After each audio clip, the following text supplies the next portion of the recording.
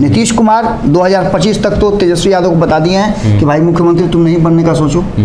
कि भारतीय जनता पार्टी इतना बड़ा पार्टी, लेकिन नीतीश कुमार के किसी भी फैसले के सामने खड़ा नहीं होती है। जिस दिन खड़ा होती है उस दिन सरकार बदल जाती है जी। अब उनको डिसीजन करना होगा कि वो इस खेमे में है या इस खेमे में है। लेकिन 2024 का जो चुनाव है वो तय करेगा कि कुशवाहा का नेता कौन है। नमस्कार, मैं हिमांशु कुमार, आप देख रहे हैं भारत लाइव। रातों रात के इस खास पेशकश में आप सभी का बहुत बहुत स्वागत है। आज हम 3 सवालों के जवाब बाबा से जानने की कोशिश करेंगे कि आखिर कुशवाहा का नेता कौन है, चिराग पासवान के पास लास्ट चांस कैसे है, और इसके बाद जो है नीतीश और तेजस्वी में लुका छिपी कैसे चल रही है। सबसे पहला सवाल जानते हैं बाबा से। बाबा, कुशवाहा का नेता कौन है बिहार में? ये तो आप लोग बेहतर बताइएगा ना, कुशवाहा समाज बताएगा कि उसका नेता कौन है। अरे हम तो सिर्फ आकलन कर सकते हैं। कुशवाहा समाज किसको अपना नेता बनाएगा, किसको आगे प्रभाव देगा। अब जो वर्तमान स्थिति है उसमें तो ये भी कहना मुश्किल है कि पलड़ा किधर झुक रहा है। हालांकि अब तक मतलब आज से 5 दिन पहले तक उपेंद्र कुशवाहा के सबसे बड़े नेता थे। हैं कि नहीं है, इस पर क्वेश्चन मार्क आ गया है। अच्छा, क्योंकि उपेंद्र कुशवाहा अगर सिर्फ और सिर्फ जैसे आप देखे होंगे कि यह मुकेश सहनी है, उन्होंने जो अपनी पार्टी बनाई है वो पूरी तरह से विशुद्ध उनकी सहनी की पार्टी है और सहनी समाज के लिए वो लगातार मुखर हैं, आवाज उठा रहे हैं। उसी तरह से उपेंद्र कुशवाहा को और उनकी पहचान दोनों उनकी कुशवाहा समाज से है जी। अभी आपने देखा होगा कि जिस तरह से वो जदयू में आए, लोगों ने उनको एक्सेप्ट कर लिया कि चलिए भाई उपेंद्र कुशवाहा ने जो फैसला लिया है तो कुशवाहा समाज के लिए ही लिया होगा। फिर जब वो कुशवाहा समाज के फायदे का हवाला दे करके जदयू से बाहर आए तब भी उनको समाज ने एक्सेप्ट कर लिया। उनकी जो यात्रा शुरू हुई है, इस यात्रा में आपने देखा होगा किस तरह से लोग उमड़ रहे थे, हजारों की संख्या में। बिल्कुल, ये सारी चीज़ें देख करके उनको ये बात एहसास होना चाहिए था कि कुशवाहा समाज के सबसे बड़े नेता वो हैं। और इसी के आधार पर उन्होंने स्विच करने का भी प्लान बनाया था कि वो एनडीए में जाएंगे तो उनको सहर्ष स्वीकार कर लिया जाएगा। लेकिन आप जानते हैं भारतीय जनता पार्टी है, समुंदर है, वहां जाने के बाद लोग खो जाते हैं और उसके पास plan A, plan B, plan Z तक है। जैसे ही इन्होंने अब स्विच करने का प्लान बनाया, स्विच किया, वैसे ही भारतीय जनता पार्टी ने इनके सामने पत्ता फेंक दिया, अपना पसंगा रख दिया, पसना दूसरे पलड़ा पर पसंगा रख दिया, जिस पर करीब 1 दर्जन कुशवाहा नेता थे और उपेंद्र कुशवाहा अकेले भारी पड़ रहे थे जी। तराजू में आप देखते हैं ना कि तराजू में जो बाट होता है वो अकेला होता है, लेकिन जो वजन करने वाला सामान बहुत सारा होता है। तो जिधर आप छोटा सा हिस्सा को रख दीजिएगा, पसंगा रख दीजिएगा, उसको पसंगा बोला जाता है। कि जैसे तराजू को जब ऐसे लेके चलिएगा ना तो कभी कभी होता क्या है ना कि तराजू का दोनों जो पलड़ा है वो बराबर नहीं होता है, तो उसके लिए वो पसंगा छोटा सा रख दिया जाता है बराबर करने के लिए, जितना वजन का होना चाहिए ये तय होता है उसी पसंगा पर। तो उपेंद्र कुशवाहा अकेले थे बाट की तरह, और बाकी कुशवाहा समाज के जितने नेता थे वो एक अलग पलड़ा पर थे। जैसे ही सम्राट चौधरी को मौका मिला वैसे ही उपेंद्र कुशवाहा का जो पलड़ा है वो ऊपर उठ गया और बाकी का पलड़ा दब गया। इसका सीधा मतलब है कि उपेंद्र कुशवाहा को फोकस करना चाहिए अब कहाँ, भारतीय जनता पार्टी के इशारे पर नहीं, भारतीय जनता पार्टी के एजेंडे पर नहीं, खुद के एजेंडे पर उनको कुशवाहा समाज का नेता बने रहना चाहिए। और ये दावा उनकी मजबूत भी हो सकती है कि अगर वो सम्राट चौधरी को, जैसा कि उन्होंने कहा भी सम्राट चौधरी से उनको कोई आपत्ति नहीं है, तो फिर श्री भगवान कुशवाहा से उनको आपत्ति नहीं होनी चाहिए, आलोक मेहता से उनको आपत्ति नहीं होनी चाहिए। लंबी फहरिस्त है, इस फहरिस्त में उनको उमेश कुशवाहा से भी नहीं होनी चाहिए। लेकिन वो तो ताज़ा ताज़ा घाव है ना, जिस जगह पे आपको चोट लगता है, जिस ईंटा से आपको ठेस लगता है, उसको 1 लात और मारते हैं आप, नहीं गुस्सा में है, इसी से लग गया है, उसको उठा करके आप साइड नहीं करते हैं, आप उसको 1 लात मार करके आगे बढ़ जाते हैं। सबसे पहले तो जहाँ ठेस लगता है वहाँ आपको सोचना चाहिए। खैर, कुशवाहा समाज ने एक्सेप्ट कर लिया है, एक तरफ जहाँ सम्राट कुशवाहा को, सम्राट चौधरी को, वहीं दूसरी तरफ उपेंद्र कुशवाहा को भी समाज ने एक्सेप्ट कर लिया है। अब लड़ाई जो है वो इन दोनों के साथ बाकी लोगों की है। अब उसको कौन जीतता है ये तो आने वाला वक्त बताएगा।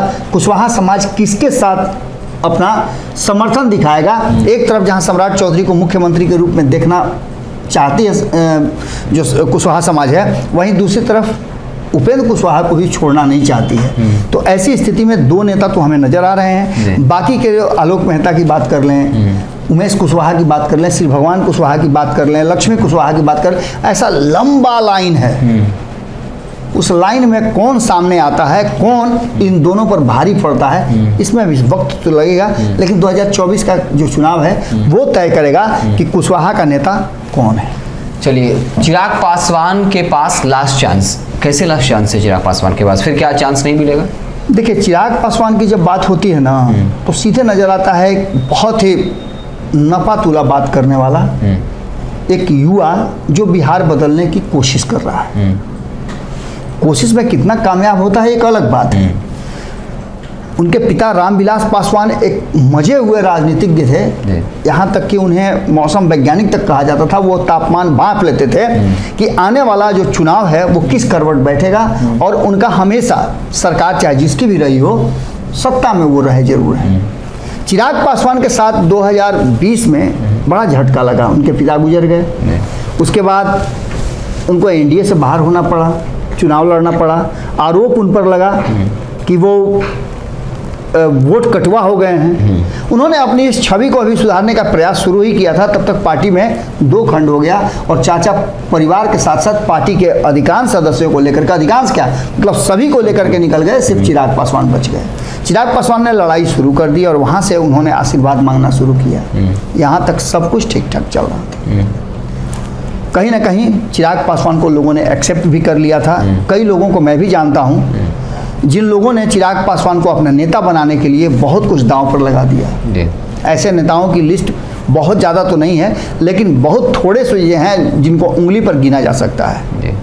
आप बात श्री भगवान कुशवाहा का भी कर सकते हैं, उषा विद्यार्थी की बात कर सकते हैं, ये सारे लोग गए थे। राजेंद्र सिंह की बात कर लेते हैं, ये सारे लोग गए थे चिराग पासवान के नेतृत्व में एक नया बिहार बनाने के लिए।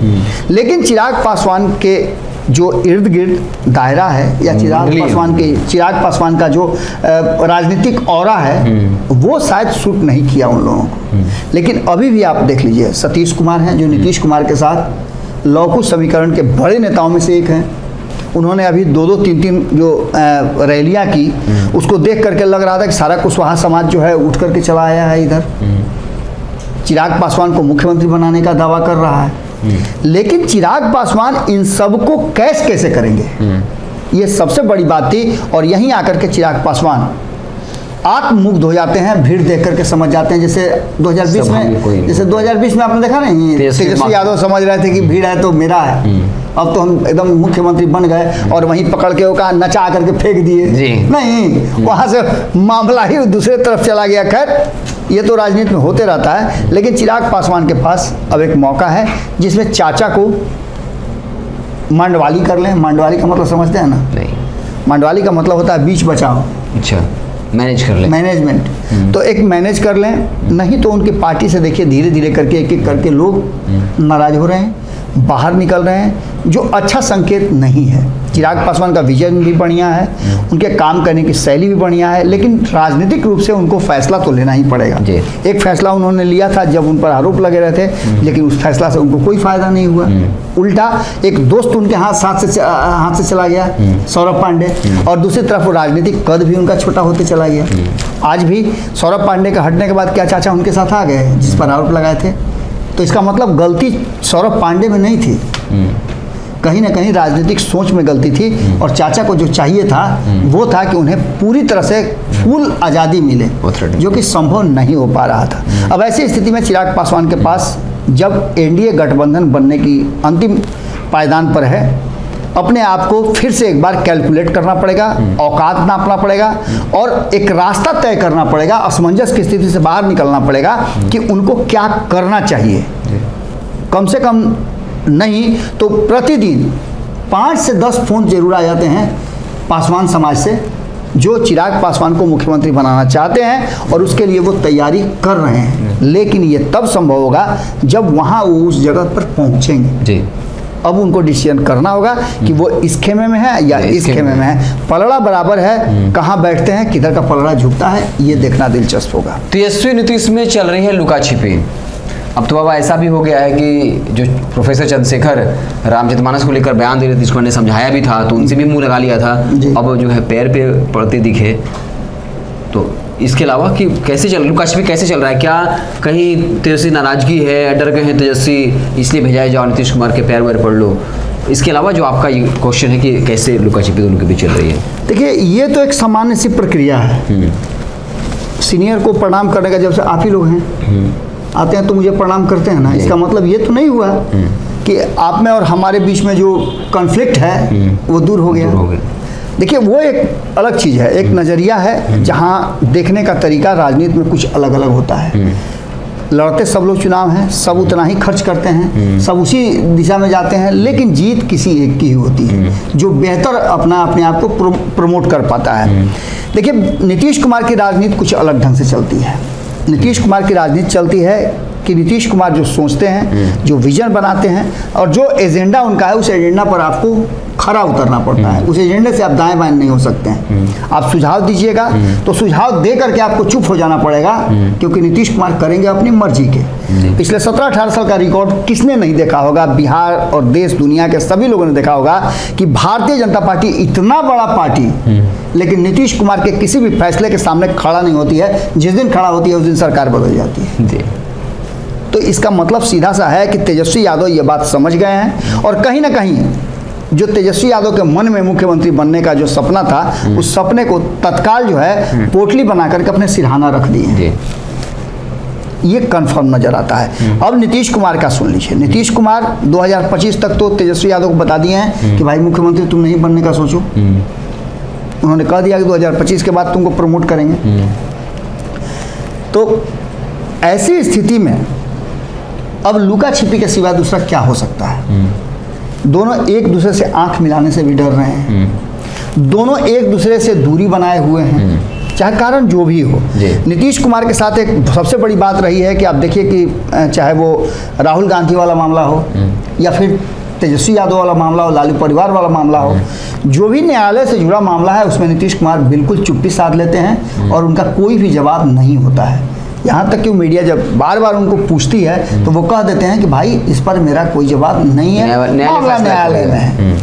लेकिन सिर्फ न्यायालय में मामला है ये कह देने से आप अपने साथियों को संतुष्ट नहीं कर सकते हैं ना। अब नीतीश कुमार के पास एक और विकल्प है, जो लगातार नीतीश कुमार ने कहा है कि हम किसी भी पद के लालची नहीं हैं, हमको पद नहीं चाहिए, हम काम करने वाले लोग हैं, काम कर रहे हैं। लेकिन इधर इंतजार जो उन्होंने कहा है कि हम तो इंतजार ही कर रहे हैं, इस बात की तरफ इशारा कर रहा है कि आने वाले 2024 के चुनाव के लिए एक बार फिर से नीतीश कुमार के भीतर वो जो नहीं होता फूटता है, महत्वाकांक्षा का बीज, हाँ, वो बीज जो है अंकुरित हो रहा है और फूटने की तैयारी में। अब देखना दिलचस्प ये होगा कि इस लुका छिपी में पहले तो लालू प्रसाद तेजस्वी यादव के लिए ले जा करके नीतीश कुमार को अलग अलग लोगों से मिलवाए, लेकिन अब नीतीश कुमार किसी बैसाखी के सहारे नहीं, अपने सीधे बात करना चाहते हैं, टू दी पॉइंट बात करना चाहते हैं। और इसमें सबसे बड़ी बात यह है कि अगर लालू प्रसाद उसमें किसी भी तरह का इन्फ्लुएंस रहता है लालू प्रसाद का, तो नीतीश कुमार वो बातें नहीं कर पाएंगे। अभी भी अगर मान लेते हैं कि जब तक ये क्लियर नहीं हो जाता है कि जो गठबंधन भाजपा विरोधी बन रहा है उसको लीड करेंगे नीतीश कुमार, तो नीतीश कुमार किसी को क्या जाकर समझाएंगे? अभी ममता बनर्जी के पास जाएंगे, कहें कि चलिए हम लोग एक जगह हो जाए, तो ममता जी कौन है तुम, कौन है आप? लेकिन अगर एक कोऑर्डिनेशन बन जाएगा, सभी लोग एक छत्र के नीचे आ जाएंगे। आपने देखा कि हाथ पकड़ करके केसीआर उनको बैठा रहे थे, ये भी एक समय आपको नजर आया। तो इसका सीधा मतलब है कि कहीं ना कहीं जो चीज़ें नजर आ रही हैं वो साफ बता रही हैं कि नीतीश कुमार और तेजस्वी यादव के बीच में लुका छिपी चल रहा है। और ये लुका छिपी 2024 में जब तक सीट शेयरिंग का फॉर्मूला नहीं आता है तब तक चलेगा। असल खेल तो उसी समय देखने को मिलेगा जब सीट शेयरिंग शुरू होगा। तो ये आज का हमारा रातों रात खास कार्यक्रम था। आप क्या कुछ सोचते हैं इस विश्लेषण के बारे में? आपकी क्या राय है कमेंट बॉक्स में ज़रूर लिखिएगा। अगर फेसबुक पर हमें देख रहे हैं पेज को लाइक कर लीजिए, यूट्यूब पर देख रहे हैं चैनल को सब्सक्राइब कर लीजिए। बहुत बहुत धन्यवाद। अगर ये वीडियो पसंद आई और वह बिहार के राजनीति और बिहारियत से सरोकार रखेनी तो सब्सक्राइब बटन दबा के चैनल के सब्सक्राइब कर ली। ओजे एगो घंटी बा, ओकरा बटन दबा देला से कुल सटीक और मारक खबर रुआ मुफ्त में मिल जाई। अगर रुआ पत्रकारिता के हमनी के नया प्रयोग में सहयोग कर चाहतानी तो ज्वाइन बटन दबा दी। पेटीएम नंबर नोट कर ली 9386816700। धन्यवाद।